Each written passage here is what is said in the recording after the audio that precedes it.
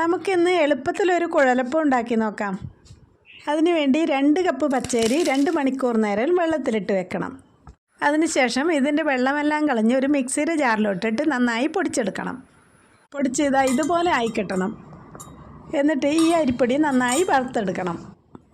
ഇനി ഒരു പാനെടുത്ത് അതിലോട്ട് കുറച്ച് എണ്ണ ഒഴിച്ച് ചെറിയ ഉള്ളി ഇതുപോലെ കട്ട് ചെയ്തിട്ട് നന്നായി വഴറ്റി കളർ മാറി വരുമ്പോൾ അതിലോട്ട് 2 കപ്പ് വെള്ളം ഒഴിച്ച് ആവശ്യത്തിന് ഉപ്പിട്ട് കൊടുക്കണം. ഇതെല്ലാം ചെയ്തതിന് ശേഷം നമുക്ക് നേരത്തെ പൊടിച്ച് വെച്ച അരിപ്പൊടി അതിലോട്ടിട്ട് മിക്സ് ചെയ്ത് കൊടുക്കാം. അരിപ്പൊടി മിക്സ് ചെയ്ത് ഇതുപോലെ പാനിൽ നിന്ന് വിട്ട് നിൽക്കുമ്പോൾ അതിലോട്ട് എള്ളിട്ട് കൊടുക്കാം. എന്നിട്ട് വീണ്ടും മിക്സ് ചെയ്ത് കൊടുക്കുക. ഇനി ഇതൊരു പാത്രത്തിലോട്ട് മാറ്റി വെക്കുക. ഇനി ഒരു മുട്ട പൊട്ടിച്ച് കുഴച്ച് വെച്ച മാവിലോട്ട് ഒഴിച്ച് ഇതുപോലെ മിക്സ് ചെയ്ത് കൊടുക്കണം. മുട്ട നിങ്ങൾ വേണമെങ്കിൽ ചേർത്താൽ മതി.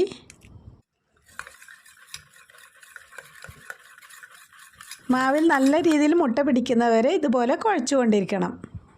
ഇതെല്ലാം ഇളം ചൂടോടുകൂടി തന്നെ ചെയ്യണം. മിക്സ് ചെയ്തതിന് ശേഷം ഒരു 10 മിനിറ്റ് നേരം റെസ്റ്റ് ചെയ്യാൻ വെക്കുക.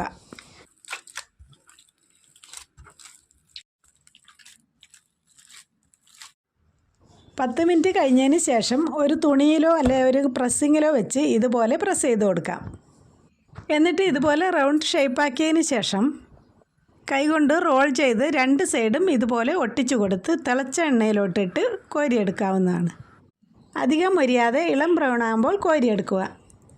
അങ്ങനെ വളരെ എളുപ്പത്തിൽ ഉണ്ടാക്കാൻ പറ്റിയ നമ്മുടെ കുഴലപ്പം റെഡിയായി കിട്ടി.